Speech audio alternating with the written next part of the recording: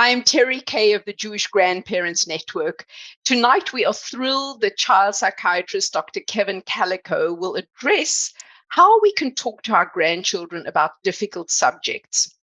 We are absolutely thrilled that you joined us tonight. Thank you. All of you are on mute, and we ask that you please keep it that way unless you have a question. Then we do invite your questions. We will be taking questions throughout.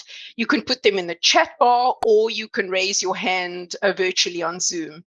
I want to say a special thank you to our colleagues from Tiny Windows Consulting, Miriam Brousseau, she's the one with the colored hair, and Zoe Fleischer, who will help us facilitate tonight. And now may I introduce our wonderful board member, Bruce Jakubowicz.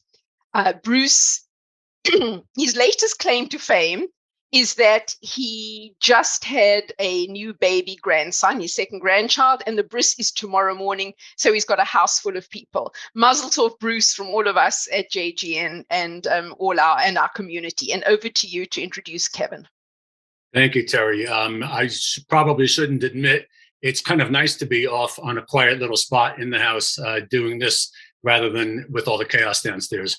But I probably won't let my wife hear that.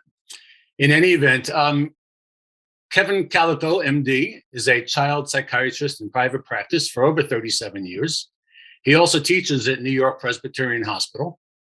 Dr. Kalikow is the author of Your Child in the Balance, Solving the Psychiatric Medicine Dilemma, and also Kids on Meds, up-to-date information about the most commonly prescribed psychiatric medications.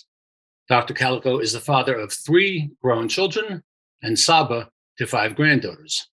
He also, I should add, is just a great guy, and I'm proud to call him a friend for almost 30 years, ever since our sons played Little League Baseball together when they were young.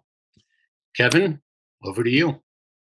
Thank you, Bruce, and mazel tov again on the new baby. So you have to picture this. About 20 years ago,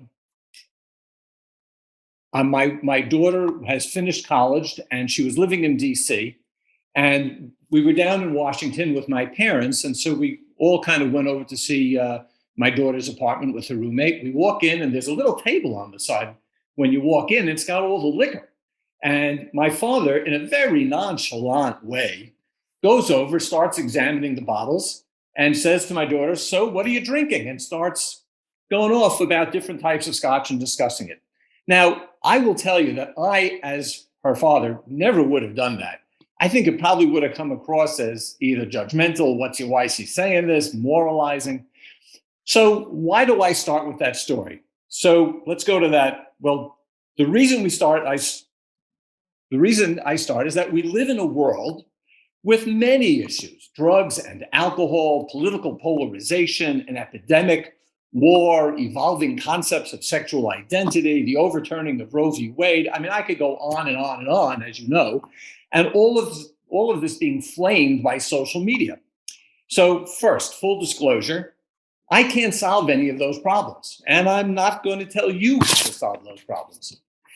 Second disclosure, I'm a child and adolescent psychiatrist, and we're really not talking about child and adolescent psychiatry.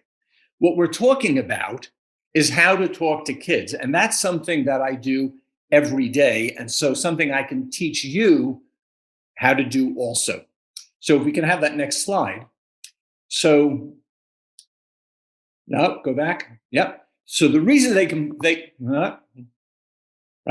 reason they can play that good is their parent. So there's the slide. There you go. The reason they can play that good is their parents aren't yelling at them from the sidelines. So why did I start with that story about my father and my daughter? As grandparents, we have a different relationship. And that's a word that I'm telling you right now, you're going to be hearing over and over the next 40 minutes. It's loving and it's caring, but we can broach topics that parents aren't going to broach, or at least we can do it without an agenda. We're not kind of worried about a lot of the practical issues like bedtime and homework and getting to school. We can just kind of have that discussion, kind of the way my father had this discussion about scotch. So also, most kids are more mature with their grandparents than they are with their parents. The truth is, we all regress at home. I will be the first to admit, I certainly do. I'm not the mature person I am in the office doesn't always come home at night. And so as grandparents, we have a unique opportunity to talk in a safe and caring relationship. So our goal tonight is going to be how to talk to your grandchild about really almost anything. So first, a word about PowerPoint. The truth is, I know almost nothing about PowerPoint beyond the basics.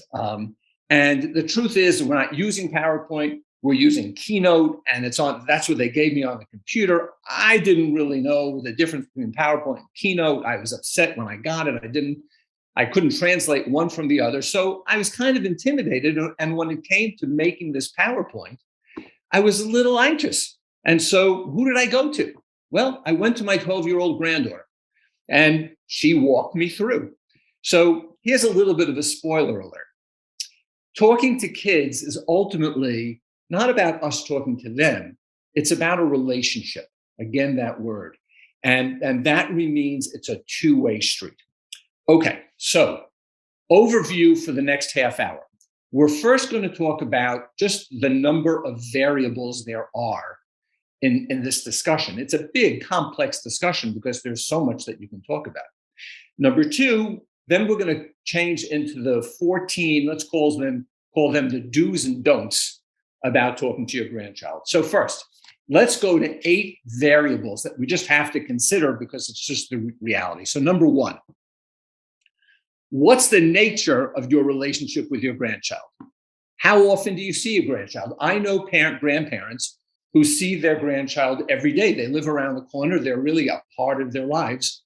I know other grandparents who live across the country see their grandchild once a year. Very different. And what's your style?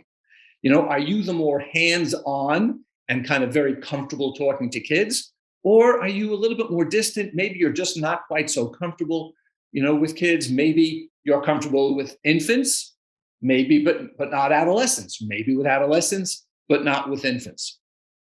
So in short, how familiar are you with your grandchild, and how comfortable are you with them, and how comfortable are they with you? Okay, number 2, who's asking you to speak? Are the parents asking you? If so, how come? Is the grandchild asking you? Maybe they just want to see what grandma thinks about a certain topic. Maybe you're doing it just for fun, just kind of building the relationship. Maybe you're going rogue and you're worried that the grandchild knows about the important issues of the day, or maybe you're even worried that your kind of crazy daughter, who's going to kind of politically out on the wing, is not going to give them the right material. And I say that on either wing. Okay, so the point is that you kind of have to know who's asking you to speak. Next, the age of the child. There are 6-year-olds, there are 12-year-olds, there are 18-year-olds. Development is a continuum, and there's certainly everything between those 3 ages. So each age is different. Obviously, 6-year-olds are not 18-year-olds. They're very, very different. They're different in their how they think, how they feel, their priorities, their patience, all of those things. You're probably not going to be talking to your 4-year-old grandchild about the Ukraine, okay? Early adolescence, maybe, but you have to be aware that early adolescents can sometimes really very much identify with their parent. And so you kind of have to be careful and consider that, because they might feel a little bit between. Adolescents really value their independence, and they want to see themselves as individualized thinkers. And so they may push back more. On the other hand, they can also tolerate a little bit more challenge to what they're thinking, as long as you do it in a reasonable way, which we'll talk about later. Next, number 4, the personality and the skill set of the child. There are children who are quiet and thoughtful. There are children who are rambunctious and fidgety and impatient and who can't grab their attention. There are children who are defiant and oppositional and are simply going to disagree with anything that you say. There are children who are overly sensitive and anxious and withdraw because of that. And then there are children who are overly sensitive and anxious and they might get silly because of that. All this has to do with the personality of the child and their skill set. There are some kids who are very articulate and use language well, and there are some kids who don't do so well with language. Next, psychiatric disorders. This is not a discussion about psychiatric disorders, but I'm a child psychiatrist and I have to make a public health announcement, which is that psychiatric disorders are real.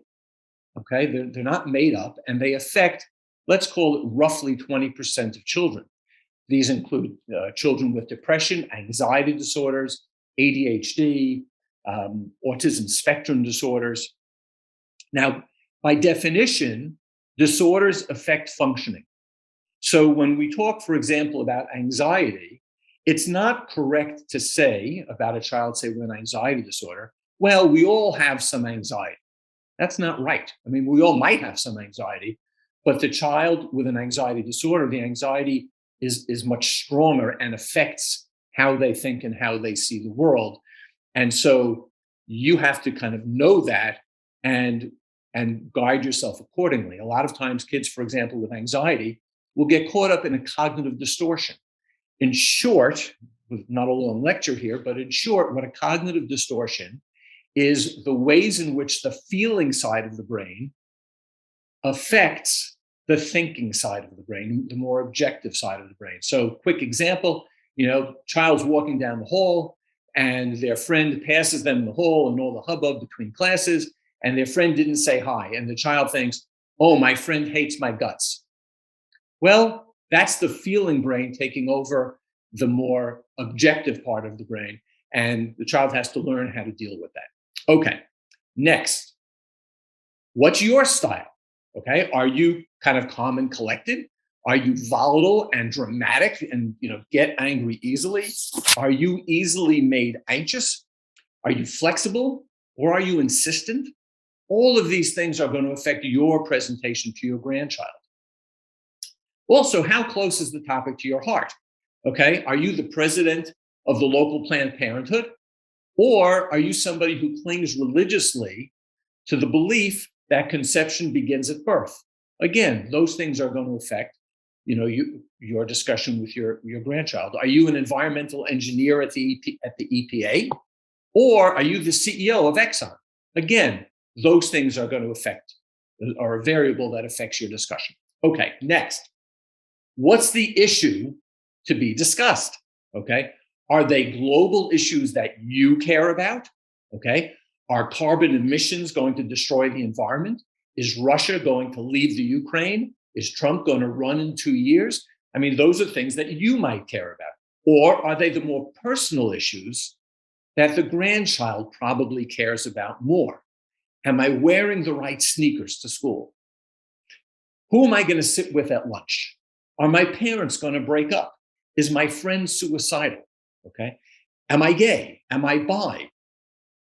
Am I going to get an A in AP biology? And if I don't get an A in AP biology, am I going to get into Cornell? Who's doing what on Facebook? Is a shooter going to come to my school? These are the places where kids live. And so because there are so many topics, we're not going to talk about a particular topic, but we're going to talk about the general rules for guiding those discussions. Last, what's your goal? Some possible goals, and not the only goals, but is this simply, again, a way to relate to your grandchild? Simply kind of a way to develop rapport and something kind of to do? And I think I say that, in a great way. Is this a good way to relate stories about your own childhood? Are you trying to convince them of your point of view? Like that's the goal. Are you trying to teach them how to think about these various issues at hand? Or are you trying to help them manage their anxiety and their worries and their concerns? The truth is that kids usually talk to their parents, not their grandparents, about a lot of these issues. But regardless of what your goals are, you're always building a relationship with your grandchild so that the grandchild feels safe talking to you. Whatever you talk about, the first thing you have to do is to build a relationship in order to talk about anything. So we're going to now switch over to talk about let's call it 14 do's and don'ts of grandparents. But just before we do, a secret, okay? Talking to grandchildren, as we can see, it's about more than talking. But I think we might have a couple of quick questions here. Yes, I would. Thank you, Kevin. Thank you so much for those introductory statements. I'd love to open this up to our group to please add your questions in chat or raise your hand and we'll call on you, or unmute yourself and just ask your question. I do have a preliminary question from a participant. Is there an ideal environment? Anything that we should keep in mind about where these conversations take place? Okay, great question. I would just ask that questioner, hold on for about 5 or 10 minutes, and I think we're going to cover that. Cool. Anybody else want to jump in? Feel free to unmute yourself. I have a question that I would like to ask. Thank you very much for having this symposium. I think it's wonderful. My situation is the following. I have a granddaughter who will be 18 years old and in her final year of high school. She is presently in a residential facility, school in Utah, severe anxiety and depression. I am not really that clear. Let me just tell you my goal. My goal is just keeping connected, making sure that she knows that I'm here, that I'm thinking of her. Whether she chooses to open up to me or not is another story. She does not. Oh, Barbara, can you unmute yourself again, please? That she is going to be writing to me. So my question for me is, I write to her every week. I'm sorry. I write to her every week. I send her cards. My goal is really just to let her know that she's on my mind. I'm thinking of her, and I hope that she's doing okay. But if I'm writing to her every week, the notes and the cards that I write to her, I don't want her to look at it and say, oh my God, here's another, ridiculous. So I try to put in a few things that's happening in my life that might be of interest to her. Do you have any response or reaction to this situation for me? Sure. First of all, I mean, these are really tough situations, for grandparents, for parents, and for the kids. They're really tough. And I give you a lot of credit for just trying to stay in touch with her. And I think that almost whatever you do, you're doing it right just by keeping in touch. You can argue both ways. If it's regular, then you might feel like she's thinking, oh, here comes another one. But I think on the other hand, I think that she probably comes to rely on the regularity of your letters and probably counts on them. And not every letter is going to be a masterpiece. I think it's really more, again, about staying connected to what you're doing, which is about building a relationship, which is what really, as you see, is the kind of the foundation of this discussion. So I think that you're doing it just right. Thank you, Kevin. May I ask you that you proceed with your presentation? Okay. Thank you. Okay. So I guess let's go back to the PowerPoint. And we're going to now go through 14 do's and don'ts. Woo! This is fancier than I thought. So we need the next slide. There you go. Okay. So point number 1 here. Accept that you cannot control their world. Okay. You cannot simply get them to believe what you believe. There are a lot of forces in their life. Society is a powerful force in getting anybody, particularly children, to think what they think. And you have to accept that you only have so much control. You're not going to fight TV and Facebook and TikTok and their friends and YouTube and et cetera, et cetera. You can challenge those things. And I think that you probably should challenge those things, but you can't think that they're going to live in the bubble that you would like and simply believe what you believe, and because you're the only person giving them some input. You're not. Now, having said that, again, you can challenge it. You can show them what you believe. Just a kind of a small example of that is a bunch of years ago, I began to teach one of my granddaughters Kiddush for Friday night. It didn't seem like a big deal, but I think that what I was giving her is the message of what I value. So I value Jewish tradition and the ability to do things like that.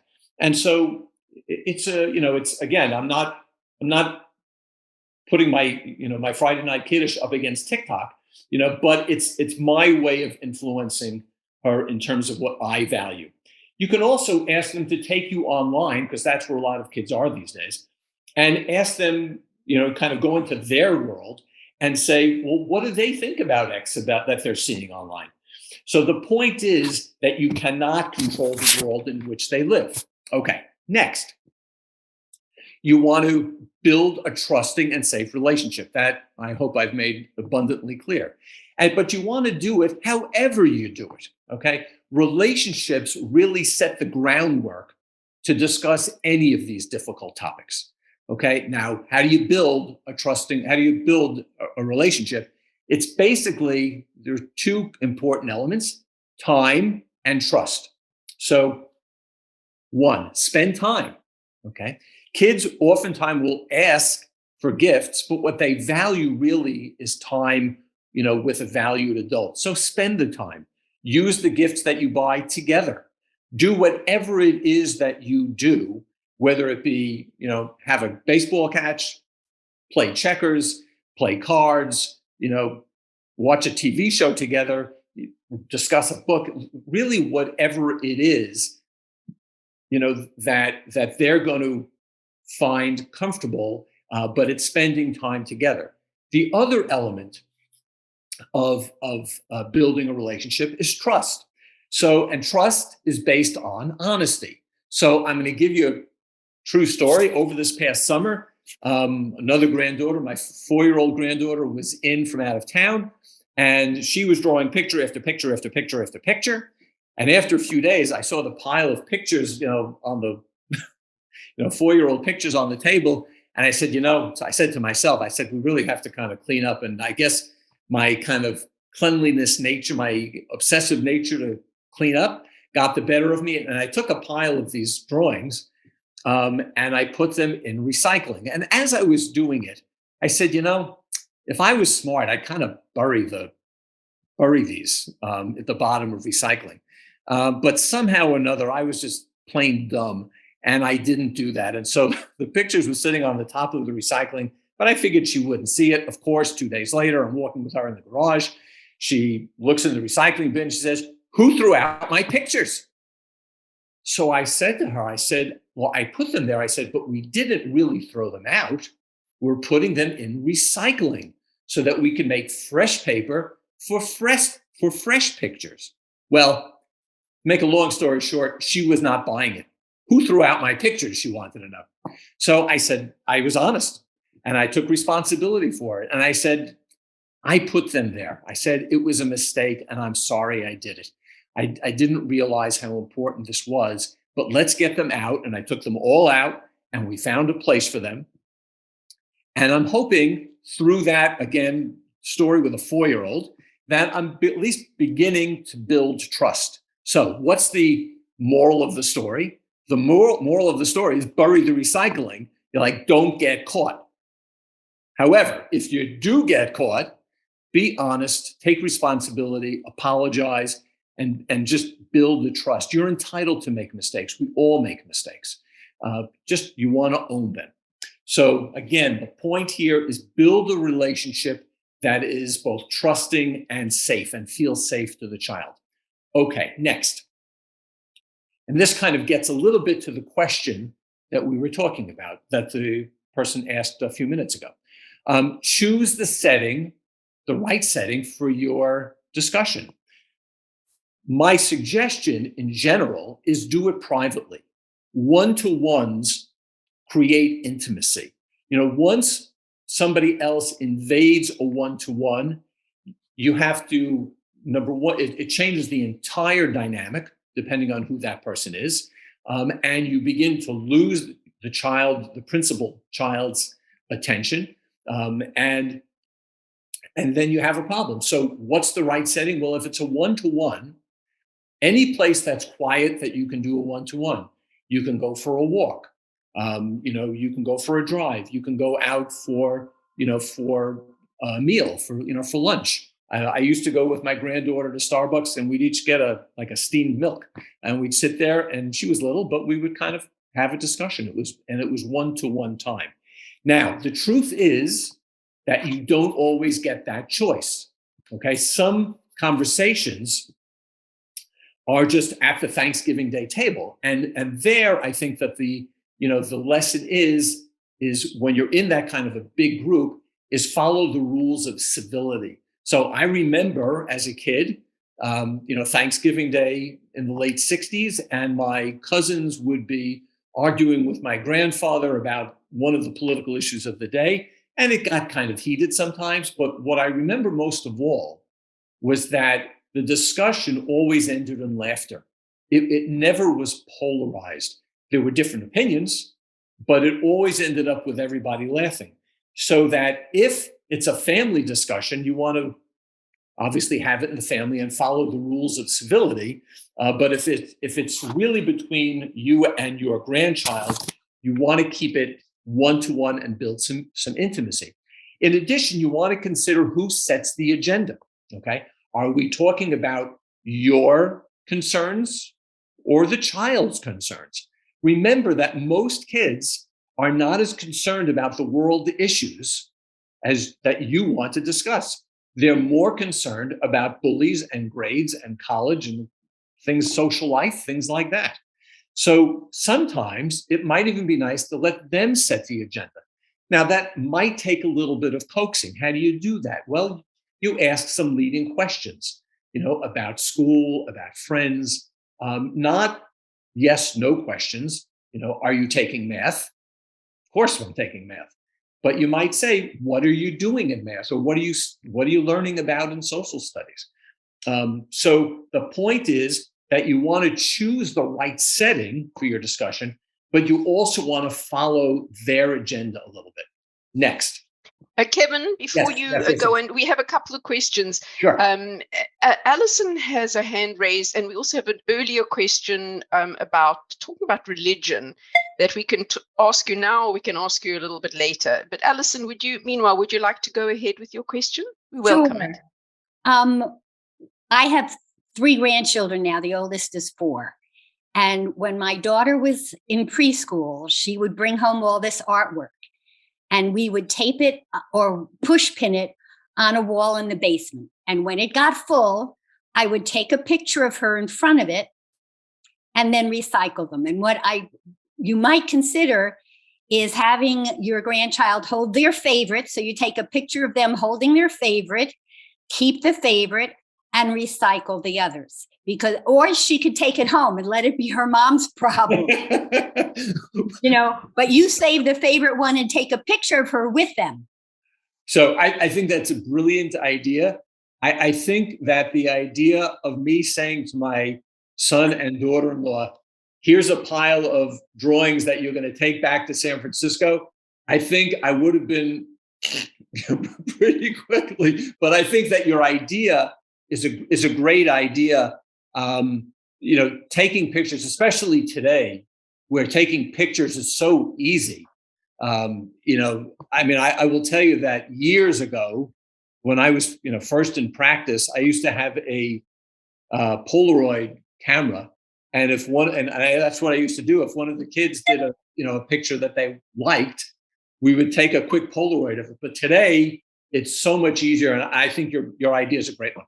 Absolutely. Or even better, have your son take a picture of you and your wife with the child and her holding the artwork in front of the wall with all the artwork.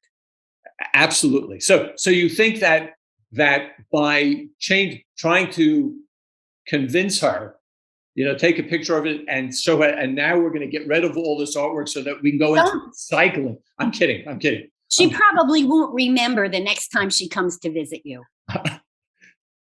I hope you're right. We'll find out. I'll have to let you know that for sure. Kevin, just before you move on, would you like to address before, a little bit later, after you're further along, how to address the issue of religion with our grandchildren, especially if the parents are not interested and are not practicing, and yet it might be important to us? You know what? I think if we can, let's hold that, because Sure. I'd like to get back to some of the rules, and I think couching it in the rules would be a good idea. Okay, so now the next point, listen. Okay, I know that this does not come naturally to all people of our religious persuasion. I always think about Annie Hall and the split screen with the Jewish family over here, and you remember what it was like. It was not quite a conversation.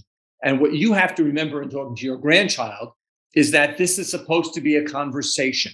Okay, it's back and forth and back and forth. It's not a political harangue. So some rules. Don't interrupt. Interrupting just shuts kids down.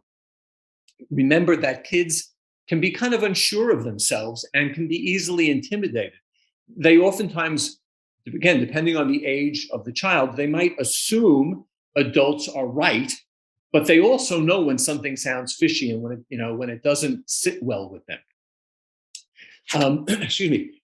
Don't talk too much. That kind of crowds them out. Don't interrupt yourself. The biggest interrupter that we have of ourselves is our cell phone. Okay, now that might not be so much for people grandparents' age, but I think sometimes it is. It's not just our children and grandchildren who can get stuck on the cell phone. Remember that talking to your grandchild is really sacred time, and I don't mean that as hyperbole. This is really, at least as far as I'm concerned, this is what life is about.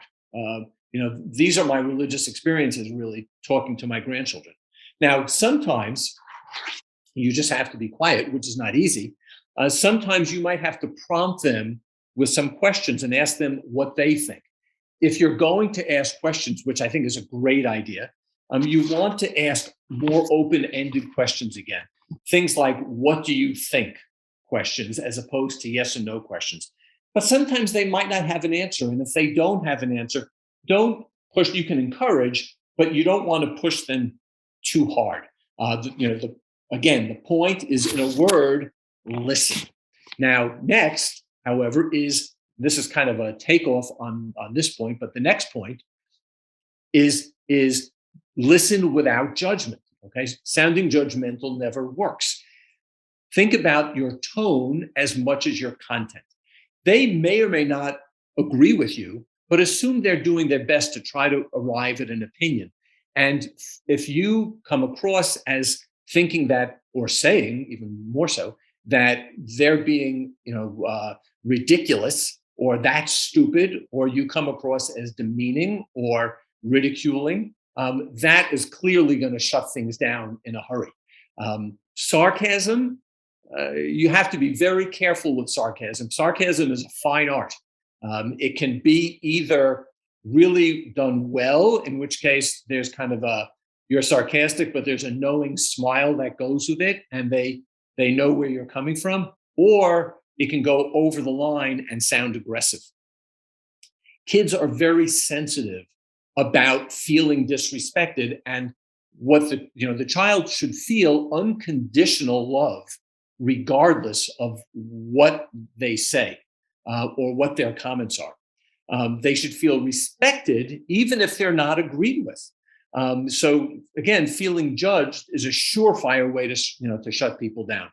Now, idealistic adolescents can be extremely frustrating, as we all know. They can be provocative, but also sensitive. And so sometimes, you have to kind of tread lightly here and almost ask permission. And I use that a little bit in quotes, but almost ask permission, to say something. So, for example, and you have to say this kind of calmly and without judgment, you might say something like, look, I understand your point, but let me tell you how I disagree with you, or I'm going to agree with you, but I also have to disagree with you. Like, these are things that show some balance and are confrontative without being judgmental. I'm not sure I agree with it, your assessment. I understand it. I'm not sure I agree with it, but we'll see. You don't have to agree, but you do have to respect.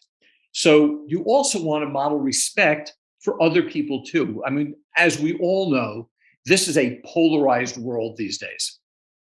It's very easy to roll your eyes or just make some kind of outright demeaning comment about the quote unquote other side, whichever way it goes.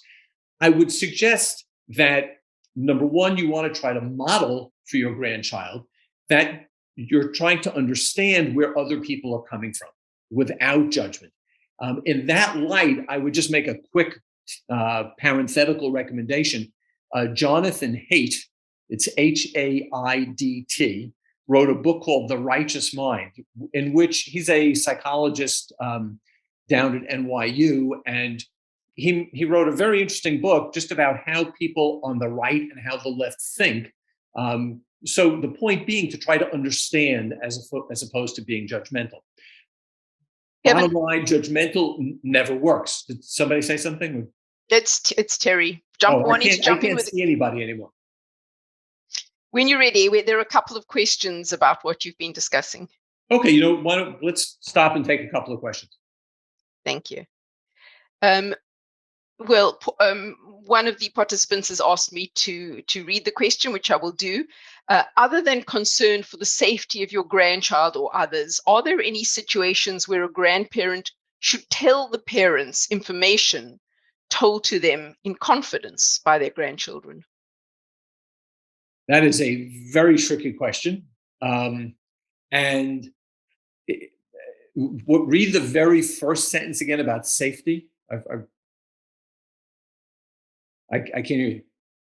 Other than concern for the safety of your grandchild or others, are there? Okay. So let's put safety aside, which I think that makes the discussion, I think, a little bit easier. If you were going to say, I'm trying to think of what you would want to say or have to say.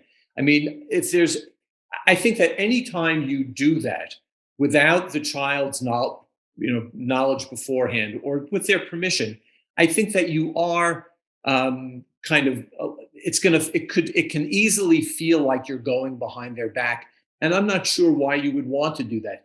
If they're going to say yes anyway, then ask their permission. You have nothing to lose.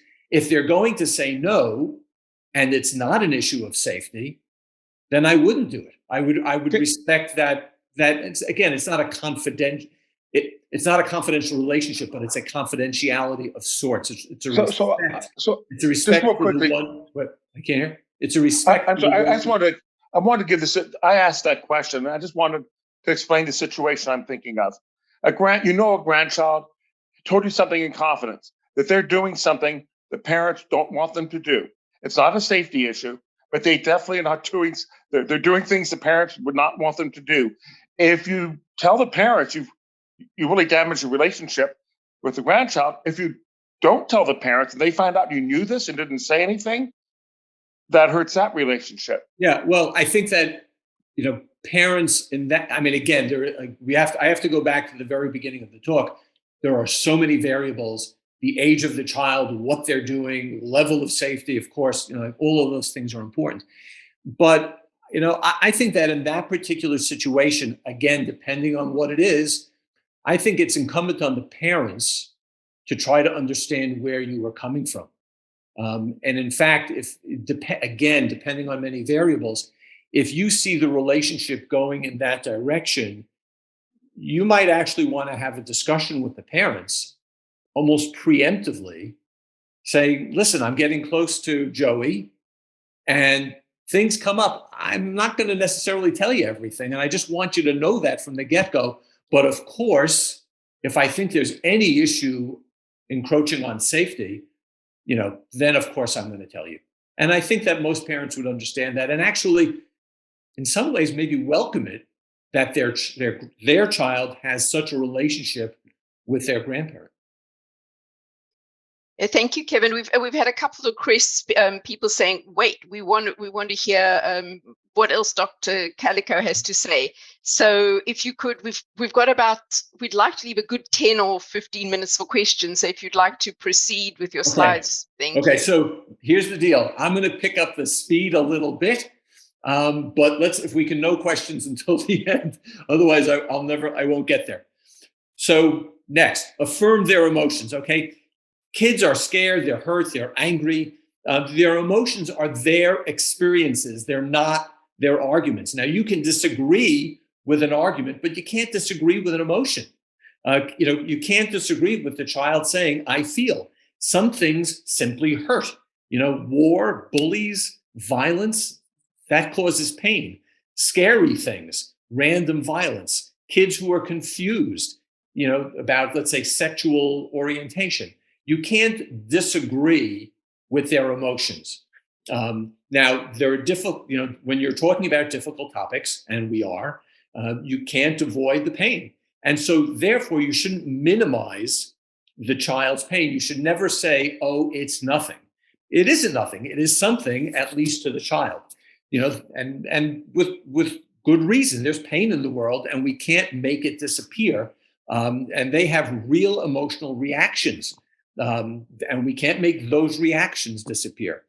So kids in general will manage their difficulties better when their emotions are affirmed, not when they're denied. So again, the bottom line here is accept the child's emotions that come with the world's problems, just as we have our emotions. Next, monitor your own emotions. Okay, you're entitled to your honest emotions. Show your passion. Okay, it conveys both the importance of the topic to you and you're being honest. That said, you want to keep your emotions in check. You want to stay calm and in control. Passion doesn't mean losing control. Now that said, you're human, you might lose control, but get it back. Okay, all of those things, your anger, your anxiety, can be contagious, and sometimes they can be scary to kids. And so, the kids will be less able to manage those emotions than you are. So again, bottom line, monitor your own emotions. Next, know your child. Kids, like adults, are all different. Some have patience, some don't. Some care about these topics, some don't. Some understand higher concepts, some don't. When I was in college, I was taking a course in child psychology. We learned about Piaget and his cognitive stages. And I came home and I had one of my little cousins over and I did an experiment. I took 10 pennies, I lined them up, I asked her to count them, 1, 2, 3, 4, 5, 6, 7, 8, 9, 10. Then I took another 10 pennies and I spread them out a little wider with greater spaces between the pennies. I had her count them, 1, 2, 3, 4, 5, 7, 8, 9, 10. I said, which row has more pennies? She said, the second row. I said, what? And I went through it again. I said, look, there are 10 here. I tried to explain it. I was, 18 years old.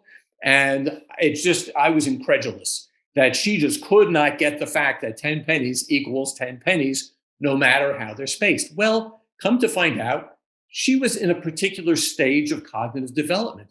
And I could have sat there until I was green in the face. It wasn't happening for her. And so, what do you do about that? Well, you understand that it exists, but number two, you have to keep a sense of humor about development. You can't help this. They can't help the stage they're in, and you're not going to take your 70-year-old, lessons and wisdom and kind of shove it down their throat. Keeping that kind of inward smile helps me get through the day talking to kids. I will tell you, as you can imagine, I hear some very ridiculous arguments from middle schoolers. At this point, I just smile. And I just know that in a few years, they're going to outgrow that argument. Okay, it's not going to be anything I say that helps them outgrow it. In fact, if anything, the more I say, it's just going to kind of slow down the process. Now, some adolescents understand those higher levels, just as you do. And you can talk, for example, about cost benefit analysis, about why this particular company is doing or not doing some environmental intervention. You can talk about philosophical issues like, where does life begin, if you're going to have a discussion about the abortion issue. In fact, some of the adolescents thrive on those kind of moral issues, and it can actually be a fun discussion. Not that abortion is fun, but whatever the topic is, you can kind of really get into it, that part is a lot of fun. So the point: know the developmental level of the person you're talking to. Next, really important: tell your stories. Tell personal anecdotes. Kids relate to stories. The human brain is wired to listen to stories. Well, again, when I was in college, about a year later after that first story, I was asked, it must have been around the Yom Kippur War, I suspect, but I was asked to be on a panel and talking to some kids in a Hebrew school. And I was about Israel's needs. And I went in, I had just read an article in a journal about the geopolitical significance of the various forces in the Middle East. And I remember sitting there, and I'm talking to these Hebrew school kids who were probably in 7th grade. And I'm trying to explain to them these geopolitical influences. And, I struggled for about a minute, and I realized I am going no place fast. I'm just like spinning my tires in the snow. There was an Israeli soldier who was an Israeli who had been a soldier, also on the panel with me. And I'll never forget, he turned to me, he kind of put his hand on my shoulder. He said, give me a minute. And so I happily gave him the floor. And he says, I grew up in Israel, and I flew a jet plane during the war. And here's what it's like to fly a jet plane. And this is why we need jet planes. And the kids were mesmerized. And I learned a great lesson from this guy about, telling stories instead of simply being, kind of overly intellectual and philosophical and blah, blah, blah.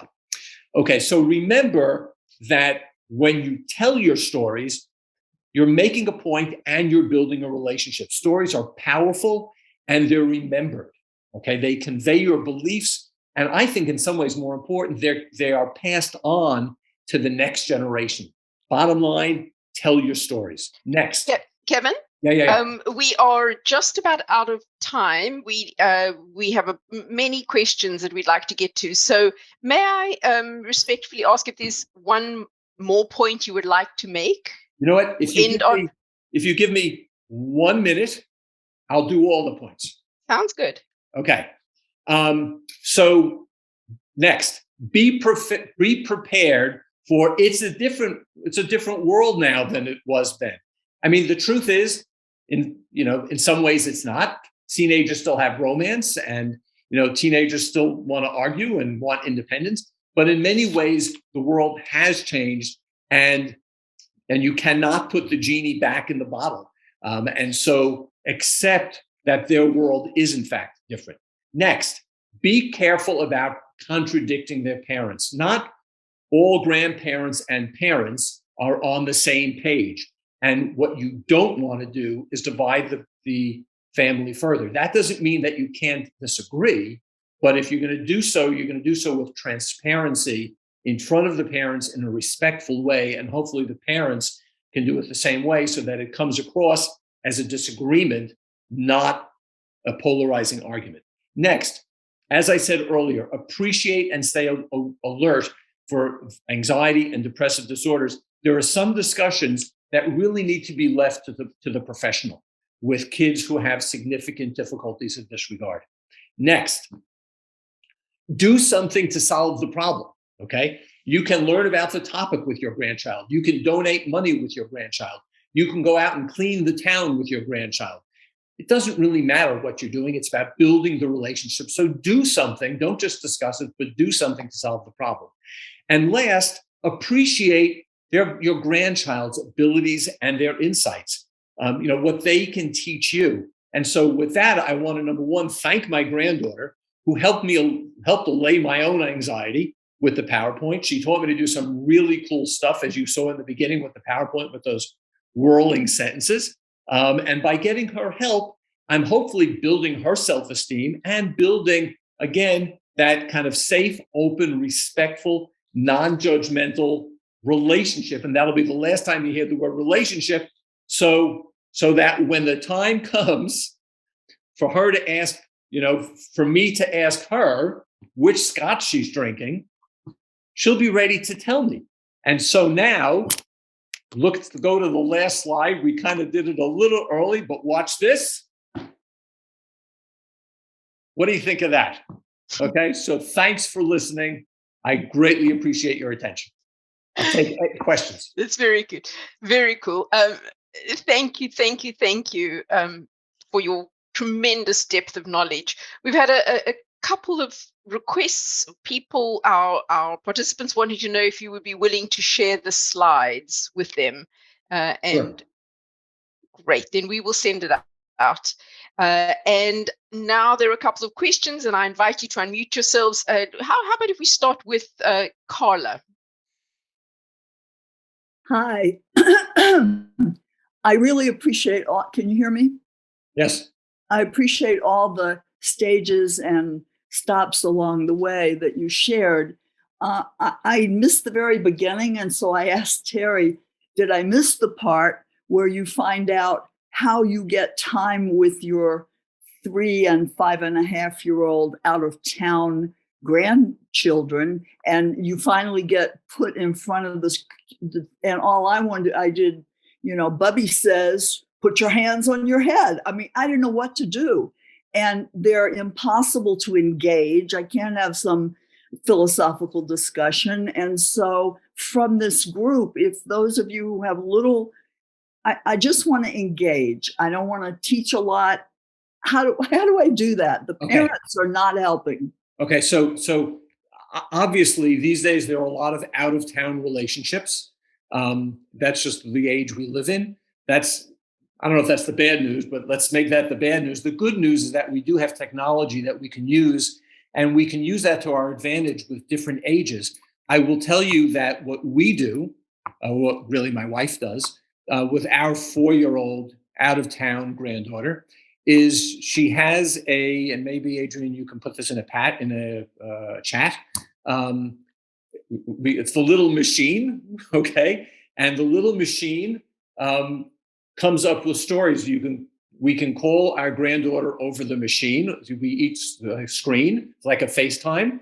But there are digital books that come on, and my wife regularly reads these books, and my granddaughter simply cannot get enough of it. Wow. So that's one hard suggestion. Thank you. Thank you a lot. Let's go to Jana. Am I pronouncing your name correctly? You can unmute if you would, please.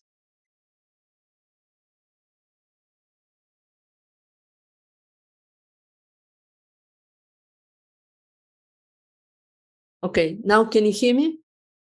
We can. Okay. Hello, everybody, and thank you very much for the very interesting presentation, Dr. Kalikow. I have a 5-year-old granddaughter. Dad's having a massage at 11:30 for his.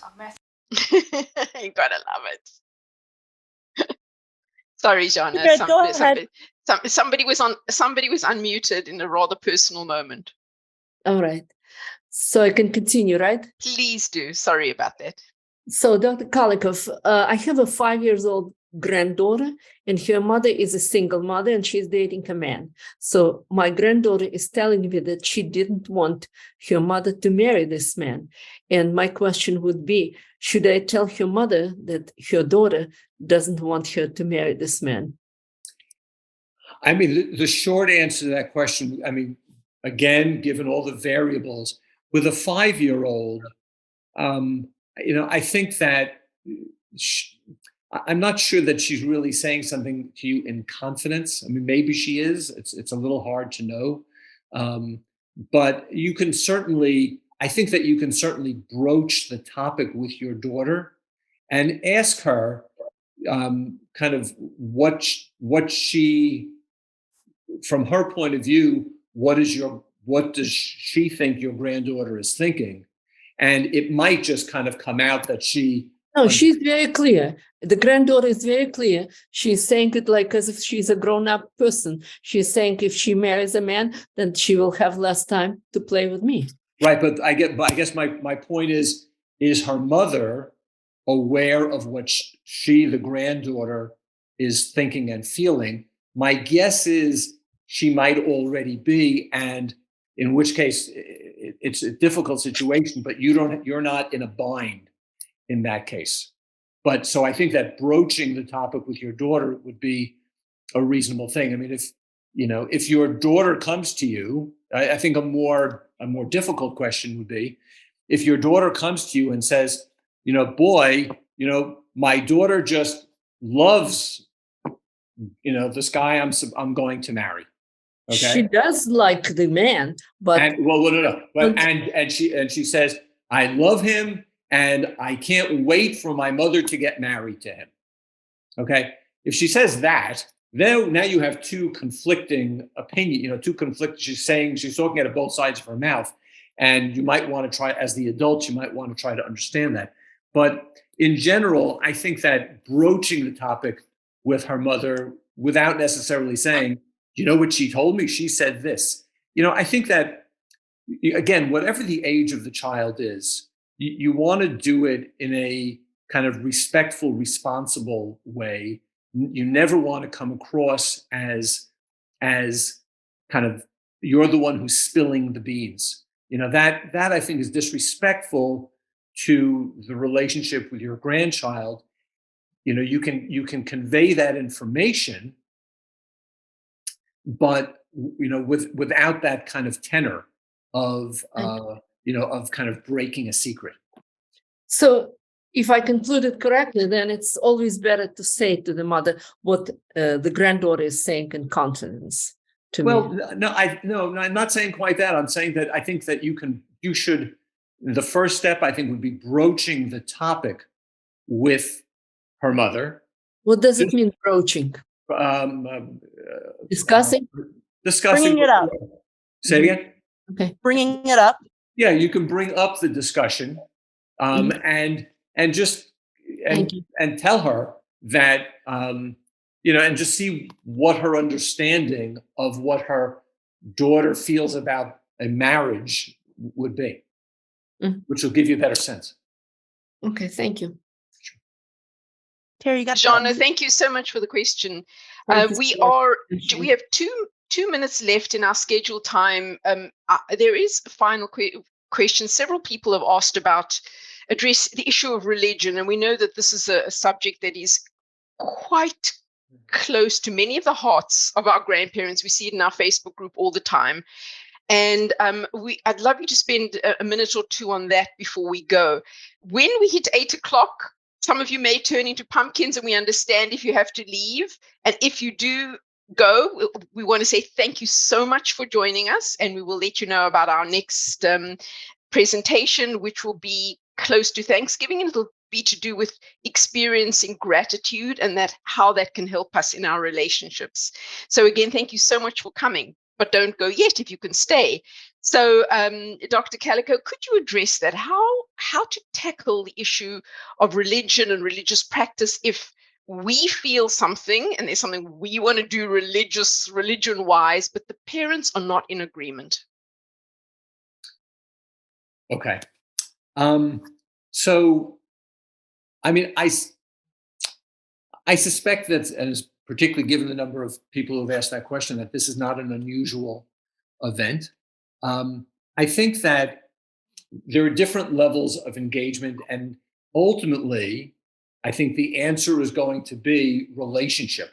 Not only your relationship with your grandchild, which we've talked about, but also your relationship with your child, the parent of your grandchild, and so that they have an understanding of what your point of view is and where you're coming from and what your goal is. It also depends on how big a disagreement there is. There are ultimately, whatever you do, you want to be true to yourself. Okay, you don't want to do something that is not natural to you. There are some things in life I just would not do. Let's say in terms of a religious partaking of some kind of religious ritual, I just wouldn't do it. And I want to be true to myself. At the same time, you want to be respectful of others, in particular the parents' views of what they want for their child. I think that if you present yourself honestly and you're obviously understanding of where the parents are coming from, but that this is what you do, let's say in your home, then I think when it's done respectfully and in a good relationship, there's not an issue. Just by way of example, when our grandchildren come to our house, Friday night does not necessarily look like it does at their house. Okay. But it's all done, everybody kind of knows in a sense what they're getting into when they come to our house. My wife and I are being true to what we believe and what we do. And at the same time, we're being respectful of kind of not taking it into kind of down roads that would make anybody else in the family disrespected, or that they would make them extremely uncomfortable. But they're tough topics. But ultimately, the answer is very simple: build relationship. Thank you. On that note, we're going to end with our deep, deep gratitude to Dr. Kevin Kalikow. And we will send out by Thursday the recording, so you can share it with your friends, and we'll tell you where it's posted. We'll also send you the slides and a few other goodies in a follow-up email. So I cannot see Dr. Kalikow anymore. Are you there? Yes, I'm here. I'm assuming so. Zoe, work your magic so I can look him in the eye. Hello again to all our friends who joined us tonight, and some very important friends, personal, and my sister-in-law, and a whole bunch of important people are with us tonight. And to all our JGN supporters, we value our relationship with you so much, and we so appreciate your being here tonight.